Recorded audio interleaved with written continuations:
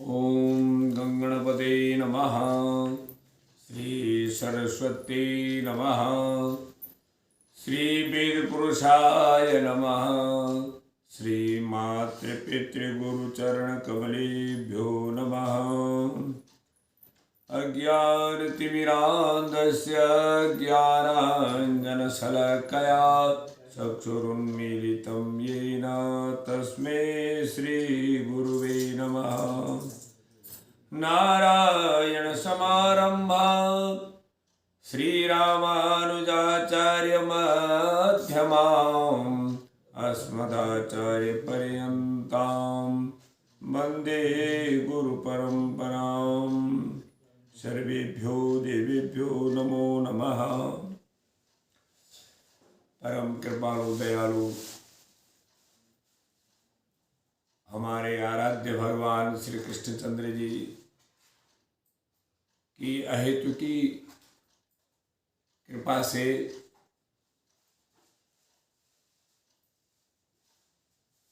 गुरुजन वृंद मातृ पितृ चरणों की कृपा से आप सभी लोगों को वंदन करते हुए नमन करते हुए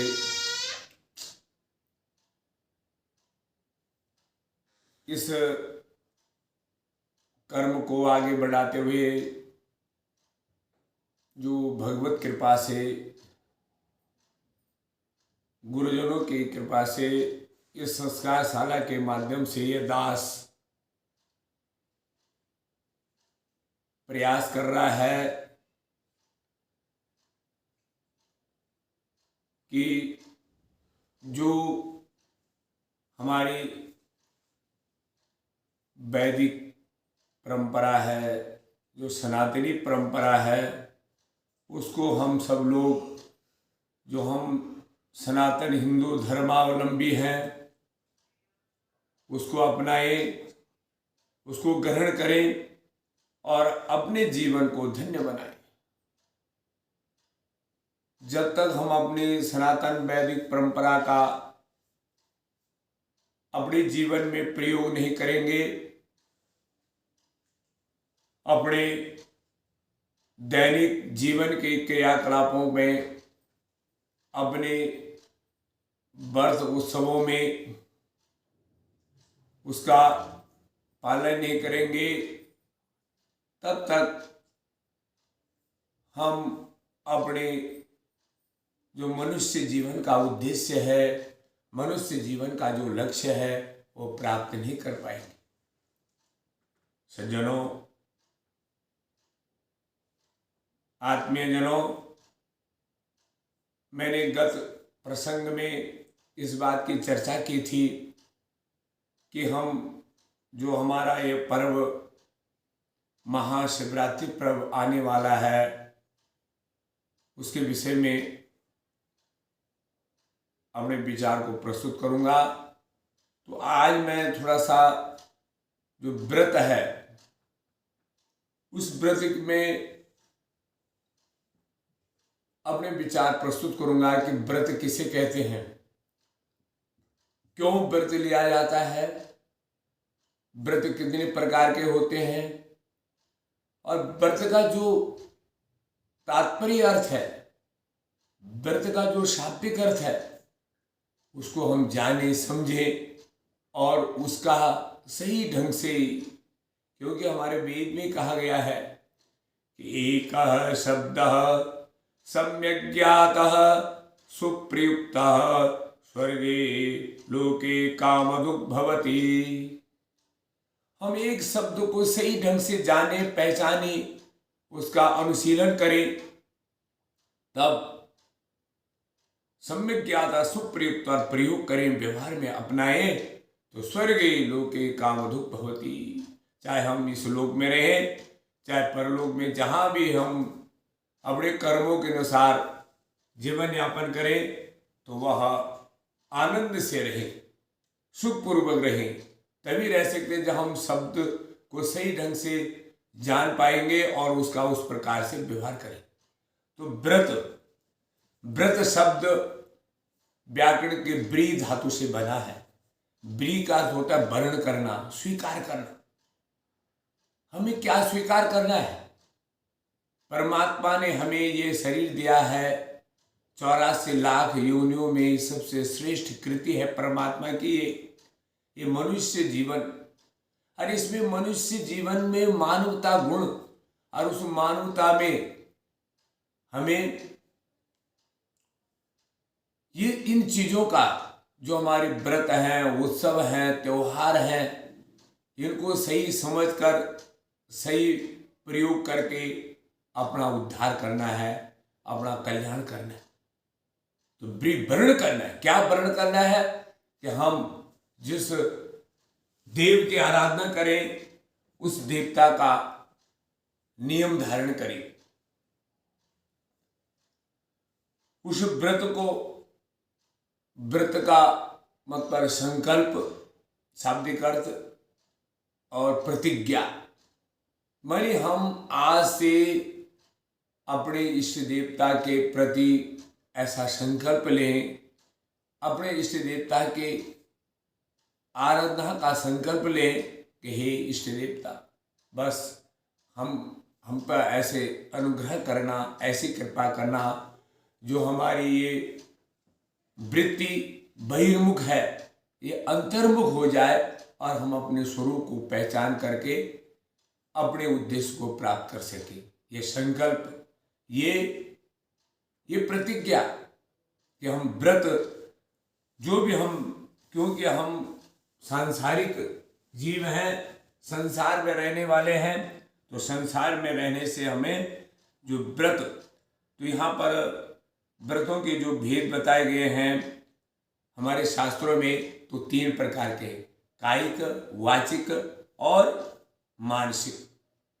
माने काया के द्वारा हम ऐसे संकल्प लें कि इस शरीर के द्वारा हम किसी प्रकार से किसी प्राणी को दुख न दें, अर्थात हिंसा आदि के को त्याग कर कायिक व्रत, अपने मन, बुद्धि, इन 10 इंद्रियों को अपने बस में रखकर प्राणी मात्र के साथ आत्मीय भाव का व्यवहार करते हुए यह जीवन यापन करें, किसी के प्रति हिंसा का भाव न हो।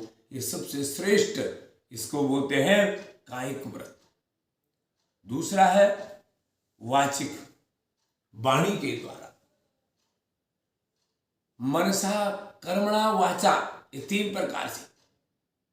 तो कायिक वाचक, कायिक शरीर के द्वारा प्राणी मात्र को आत्माव से समझकर उसकी सेवा करना।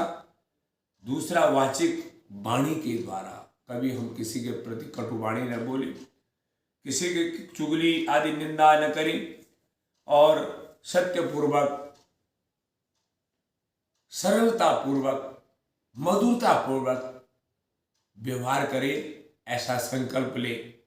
परमात्मा से ये प्रार्थना करें, परमात्मा से यही निवेदन करें, प्रभु आज से हम ये संकल्प लेते हैं, आज से हम ये प्रतिज्ञा करते हैं कि हम अपनी वाणी के द्वारा किसी को ऐसा शब्दों का प्रयोग न करें जिससे उसको दुख हो। ये संकल्प, एक प्रतिज्ञा। तीसरा है मानसिक, मन के द्वारा, जो हमारे काम, क्रोध, लोभ, मोह, मद, मत्सर, ईर्ष्या, राग, द्वेष है, इनसे रहित रहे।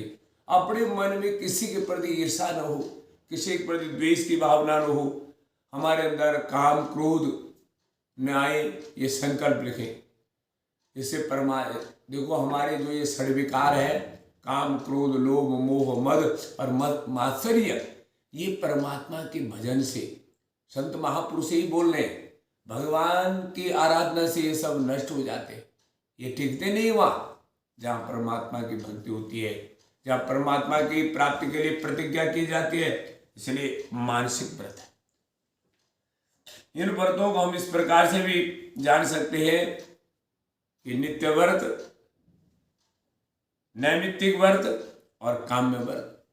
नित्य व्रत वो है जो हम अपने देवताओं के, अपने इष्ट देवता, कुल देवता के प्रसन्नता के लिए भक्ति पूर्वक जो व्रत कर रहे हैं, जैसे एकादशी व्रत हुआ, प्रदोष व्रत हुआ, पूर्णिमा व्रत हुआ, जो अपने देवताओं की आराधना के लिए भगवती का जो व्रत है, अष्टमी व्रत, महाअष्टमी, नवमी दुर्गा का व्रत, गणेश भगवान को प्रसन्न करने के लिए गणेश चतुर्थी का व्रत, नागराजा भगवान को प्रसन्न करने के लिए पंचमी का व्रत, ऐसे ऐसे सभी तिथियों के जो आराध्य देव हैं उनका व्रत करें, उनको प्रसन्नता के लिए संकल्प ले।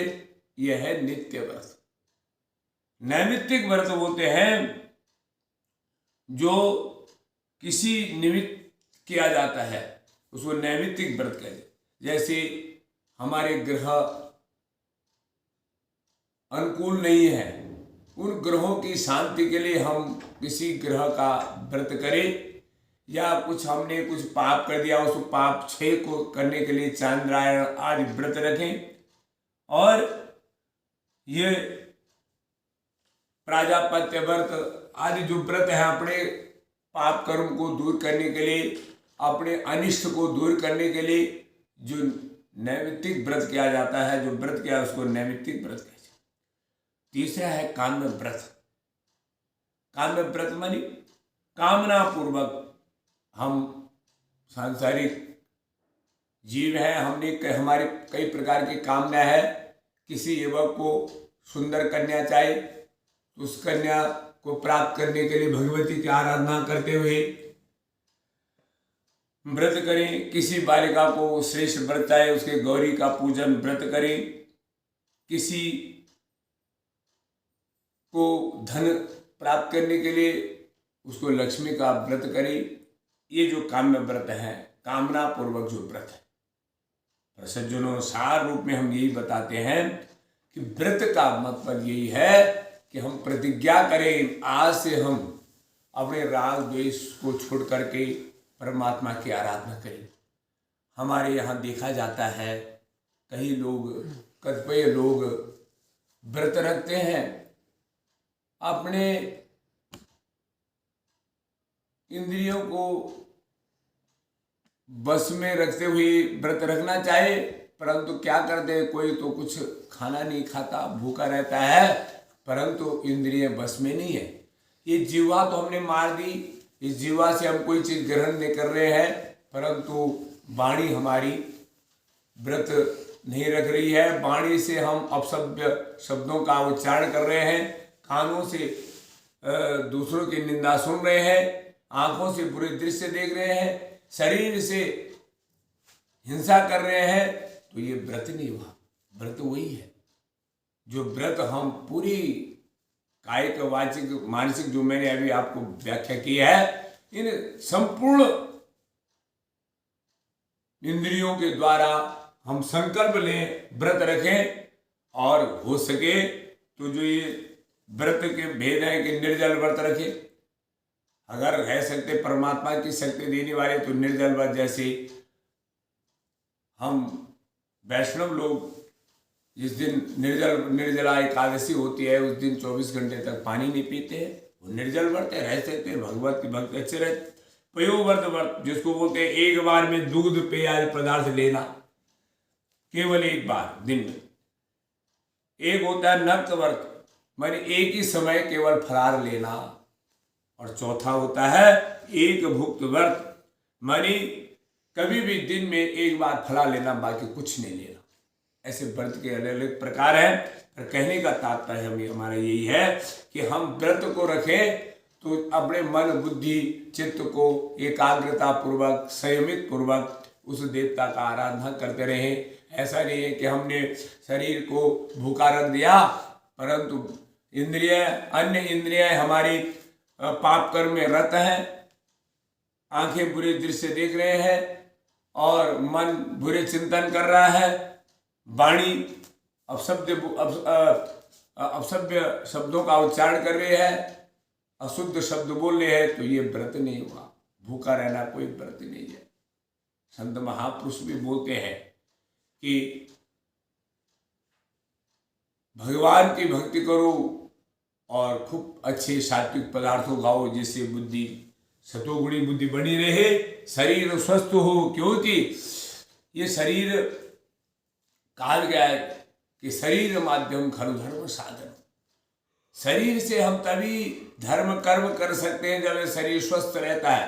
तो इसको स्वस्थ रहने के लिए सात्विक पदार्थों का भक्षण करें और भगवान की पूजा के लिए प्रतिज्ञा ले, व्रत करे। यही श्रेष्ठ, यही व्रत है। देखो हम व्रतों, जो व्रत की ये प्रतिज्ञा है, ये यजुर्वेद में भी कहा गया है कि व्रतेन दीक्षा माप्नोति, दीक्षा प्राप्नोति दक्षिणाम, दक्षिणा श्रद्धा माप्नोति, श्रद्धया सत्यमाप्यते। इस मंत्र को हम जब किसी यजमान पे रक्षा सूत्र बांधते हैं उस समय में यही बोलते हैं, और उसका बोलने का उद्देश्य भी यही है कि व्रत के द्वारा हमें दीक्षा प्राप्त हो जाती है। अर्थात जिस कर्म को हम कर रहे हैं, यजमान जिस कार्य को ब्राह्मण के द्वारा करा रहा है उसकी दीक्षा ले ली, उसको संयमित होकर आहार व्यवहार को शुद्ध करते हुए उस दीक्षा को ले, उस व्रत को स्वीकार करते हुए दीक्षित हुए, और उससे क्या होगा, दक्ष हो जाए, पात्रता आ जाए उसके अंदर, योग्यता आ जाए उसके अंदर, तब उसकी कामना सिद्ध होती। और उससे क्या होगा, दक्ष, जब पात्रता आ जाती है, योग्यता आ जाती है, तब क्या होता है, तब अंदर में श्रद्धा भाव जागृत होता है, तब वो काम में निष्ठा हो जाती है और उसको सत्य पालन में, सत्य का पालन करने में सामर्थ्य प्राप्त हो जाती है। और उसे करने से उसे क्या होता है, उस व्रत का, उस जो कार्य वो कर रहा है उससे उसको श्रद्धया सत्यमा, श्रद्धा भक्ति से, निष्ठा से उसकी कामना सत्यम आपनोति, माने सत्य जो वास्तविकता है उसे प्राप्त हो जाते हैं। इसलिए ये चीजें हमें व्रत से प्राप्त होते हैं, माने संकल्प से, जो हमारा सत्संकल्प रहता है, सत्संकल्प के द्वारा हम यह कार्य करने चाहिए। मैं इस व्रत के माध्यम से ये कहूंगा कि हम व्रत का जो मेन उद्देश्य है उसी को रखें कि हम अपने मन, वाणी और शरीर से कोई पाप न करें, भूखा रहे न रहे, परंतु शरीर के द्वारा, इंद्रियों के द्वारा कोई पाप न करें, और अपने मन में दृढ़ संकल्प पूर्वक, दृढ़ता पूर्वक ये प्रतिज्ञा लें, ये संकल्प लें कि आज से हम इस देवता की आराधना करेंगे, और अपने इंद्रियों को वशीभूत होकर काम क्रोध को विजय प्राप्त करते हुए यह व्रत हम धारण करें, तो वो श्रेष्ठ व्रत होता है और वही कामना पूर्ति। कई बार देखा जाता है कि कई लोग एक दिन तो कुछ भी नहीं खाएंगे, कुछ भी भोजन नहीं करेंगे, बोलेगा आज मेरा व्रत है। यहाँ तक कोई बोलते नहीं, फल भी नहीं खाना है, परंतु दूसरे दिन अशुद्ध वस्तुओं का प्रयोग कर देते हैं, और अशुद्ध वस्तु का प्रयोग, मांस मदिरा का प्रयोग कर देते हैं, तो उस व्रत का कोई मायना नहीं है, वो व्रत उन्हें कोई फलीभूत नहीं होता है। यही देखा जाता है, बहुत लोग करते हैं परंतु उनका उसका फल प्राप्त नहीं होता है। क्यों कि एक दिन तो इस शरीर को भोजन से, शुद्ध आहार से वंचित कर दिया, और दूसरा दिन अभक्ष को भक्षण कर दिया, जो नहीं खाना चाहते, जो हमारे लिए नहीं है, वो हिंसा कर दी, और वो हिंसा करने से उसका पाप और ज्यादा बढ़ गया।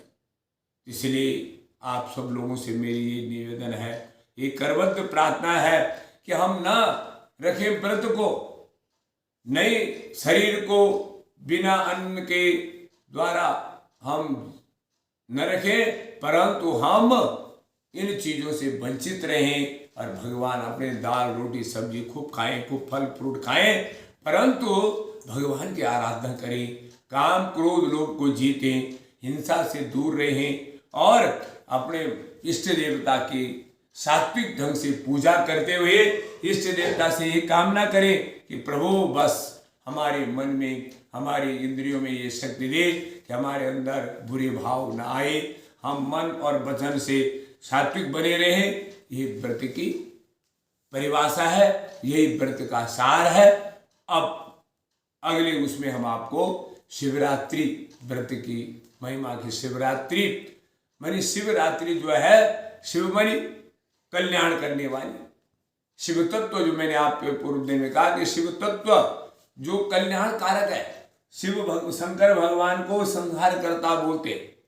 भगवान विष्णु पालन करने वाले हैं, ब्रह्मा जी सृजन करने वाले हैं, और भगवान शंकर संहार करने वाले। जो पापी लोग हैं, जो दुराचारी लोग हैं, जो तामसी लोग हैं, उनको संहार करने वाले और सत्य की स्थापना करने वाले ये भगवान शंकर है। शिव तत्व है, वो कल्याण करने वाले। उन्हें शिव रात्रि तो आप देखते रात्रि में, क्योंकि भगवान तमोगुण के देवता है, तमो तो वो रात्रि में है, तो रात्रि का करना ये शिवरात्रि है।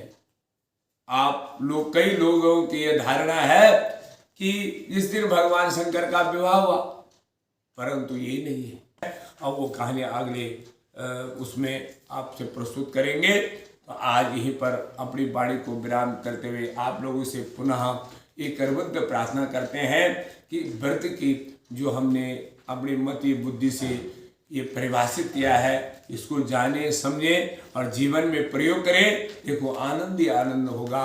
और आप सभी लोगों को आप सभी अपने इस मित्र गणों को भी ये बातें, ये संदेश इधर उधर प्रेषित करते रहे, जिनसे उनके अंदर शिव तत्व की भावना जागृत हो और भगवान शंकर की जो आने वाला महापर्व है शिवरात्रि महापर्व, उसको अच्छे ढंग से यापन करेंगे। उनके जीवन में जो भी दुख, दारिद्र्य, जो असंतोष है, जो अशांति है, वो दूर हो जाए और भगवान उनका कल्याण करे और सब परिवार और गृहस्थ जीवन का जो उद्देश्य है वो शुभ पर्व यापन करे।